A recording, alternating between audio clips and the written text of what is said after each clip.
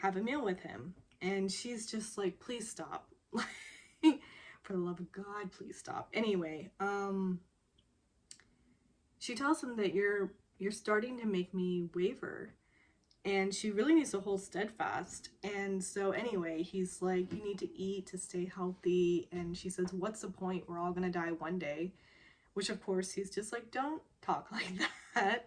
And she says, oh, whatever, just go. And she sort of turns a little bit, and but it's still sort of waiting, I guess, to hear him leave, and turns around and he's still standing there. And she's like, but are you not gonna go? And so he goes and he opens his car door, and he's like, do it for me, I'm hungry, I want a meal. And she's just like, what, like this? And she's dressed in this oversized hoodie and sweatpants and flip-flops and stuff. And he's like, actually, that's the most attractive you've looked lately. Which I'm sort of like, excuse me, sir. She's had some very cute outfits. I don't know what you're talking about. He takes her to this fancy restaurant, which she calls out. She's like, this is a very fancy meal so early in the morning. He off the bat sort of says that he's not going to bother her or give her false hope, but she is Mijo's best friend, so he can't ignore her. Which I'm sort of like, well, you don't really seem that close with Mijo. So it's like, it might be easy actually to ignore her. Like, I don't think that would actually be so much of a big issue. But anyway, she ends up saying that, you are so indecisive about everything, but there are two things that you are decisive about, and that's managing your talent and making sure I stay in your life. And I'm just like, well, damn, Chanyeol. Call him out, why don't you? And, but anyway, she tells him, or he just sort of smiles and tells her to eat, and tells her that the porridge would be easy on her stomach, and she tells him to go easy on her. And he stresses her out, basically. So there's a sort of touching and heartbreaking moment over here after she says that she's just sort of tucking into her meal and not really paying attention to him. And it's very second nature for him to pick up an item from a side dish and go to put it on her spoon, like that a lot of people, they show love and affection in this sort of way, I think. And so without thinking, he started to do that and was reaching across and then stopped. And I don't think she even really noticed this at all, but he just sort of paused and looked sad about it, and then put it on his own plate, and then was just sort of watching her eat. And so you do feel bad for him as well, really. I hate the situation. I hate it. Moving on. Okay, so Sonyu is in his office and he is looking at rentals, and Mijo pops in to sort of give him the list of patients that he's going to be taking care of. And he's like, she notices the rentals and sort of questions about it, because his car is still sort of stuck, and he lets her know that, yeah, but he's taking out his sister to a meal in this place that I guess is a little far off, and so he needs to rent a car. And she's like, oh, well, you can just take my car, don't even think about insurance. And he's trying to refuse her, and he's like, no, I'm trying to pay you back over here, like, it's fine, take my car and just leave it in the clinic. And but she is sort of commenting like, wow, that's a long way to go for some dumplings. But he says that they're her favorite, like his sister's favorite, and so she acknowledges that, oh, you're really sweet. Yes, he is. So anyway, Sonyu is driving to pick up his sister and playing her saved playlist, and of course it's the pianist that they love. And so he picks up Sowon and asks her, like, do you like the music? And she's like, oh, I'm sick of this composer now.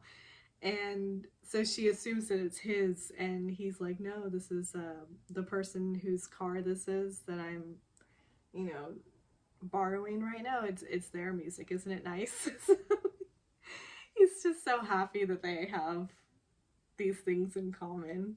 And anyway, so they go and they're having soup, and he is trying to sort of, well, at first he's letting her know that he got a job and he really likes it, and he is asking sort of about her now. So it's like, I opened up a little bit, so now it's your turn. And he asks about her roommate and how she feels over there, and like sort of begins to say, I should take you guys out for a meal.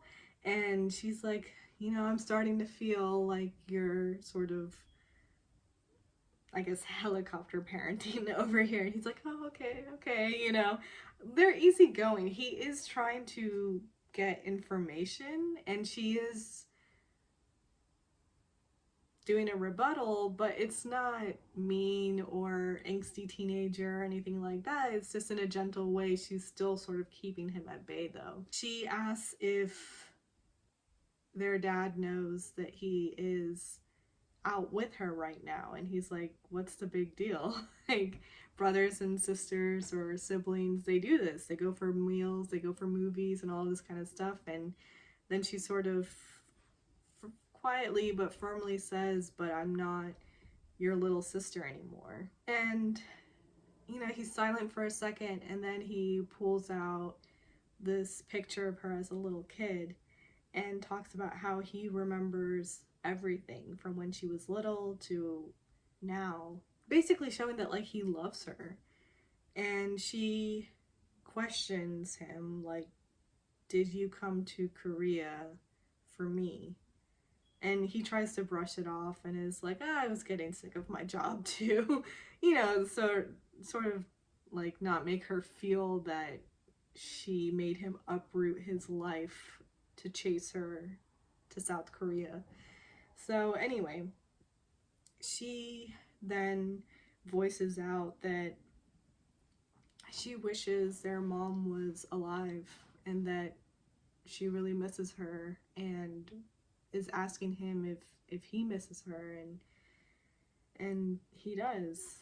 And anyway, he is trying to make plans with her, but she says that she's going to be busy. And he tries to joke, like, what are you trying to get rich? And so he's still trying to sort of figure out, and says, like, they should have another meal again, and let him know what restaurants near his college that she likes. And she's like, no, we can meet at restaurants near your clinic. And so he catches these things. He knows that she is keeping him at bay, but he also doesn't want to just push her in any direction that she's not comfortable with. But anyway, he is going to drop her off, and she asks for him to sort of stop on the side of the road and drop her off over here, which is not near where she's supposed to be going. And like, he does take note of that as well, but then she thanks him, and he's like, what? Don't be silly, basically. And she's like, no, really, thank you. And then hops out of the car. So it's just like, there is love over there, and she's not trying to keep him away out of like malice or being annoyed or anything like that and yelling at him. So that's great, but it is still like, when you love and care about somebody and you can feel that they're just keeping you out, and all you want to do is protect them and make sure that they understand that they are loved, like, that's so hard. I cannot imagine, or actually I can't imagine. So it's just like, I feel bad for Sonyu in this moment, but I also feel bad for her, because I think she knows that he just cares about her and is worried about her and wants to help, but for whatever reason she just doesn't feel like she can let him in. So it's difficult. So it's late night, but Mijo is practicing um, putting and golf in her office. And she has these old tunes playing in the background, and I'm just like, this is a mood. I love her. I think she's so great. But Sonu comes in to the office as well, so because he's bringing her car back over here. And she's just coming out of her office as he's walking towards his. She asks him, like, so how did dinner go? And he's like, oh, yeah, it was good. But she can tell that he's sad, like he's down, there's something up. And so she then asks him, would you like some wine? And she's pouring them glasses in the lobby, and she's like, don't tell my sister I hid it from her. Anyway, so I also took note over here that this boy can't help himself. She's pouring the wine and he like has his hands over there by the glass. He's just so polite. So anyway, she yeah, they have a sip and he thanks her for, he's like, I have so many things to thank you for today, the car and the wine, and voices out that he actually did really want to have a drink. And she's like, I could tell you seemed down. Like, what happened, basically?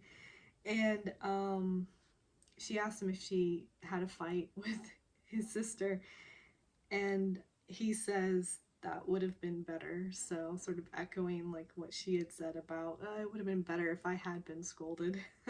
So um he sort of says like, this is really nice. He has been alone since coming to South Korea and going through schooling to get his license there, and he bets that there are probably many times that he has looked as he does tonight, but no one's ever noticed him before um like that, which so anyway, she asks him, what's bothering you? And he says that, like, he opens up and tells her that his sister has run away from home and come over here, and that's why he came. He talks about how he loves her, but she's changed, and he can't understand why. Like, what happened so suddenly. And he thinks that she has just lost her way since their mother passed away. And Mijo just sort of thoughtfully listens a little bit and then brings up that she would feel the same way. Like, if her mother passed away, she would feel lost. And he says, even with your dad and your sister there? And she's like, yeah, I have them, but I think still for some time I'll feel lost and then I'll find my way back eventually. So he thinks that his sister is just having a hard time finding her way back. And then, sort of goes into, she was adopted, which Mijo knows about, but she no longer wants to be a part of the family. And so Mijo then sort of understands, and she's like, that's the something that you had to do here in South Korea. Um, so after a beat, Mijo tells him about how there's always this feeling inside of her, and even though her family is kind and loves her and she lives such a hardworking life and she keeps busy, still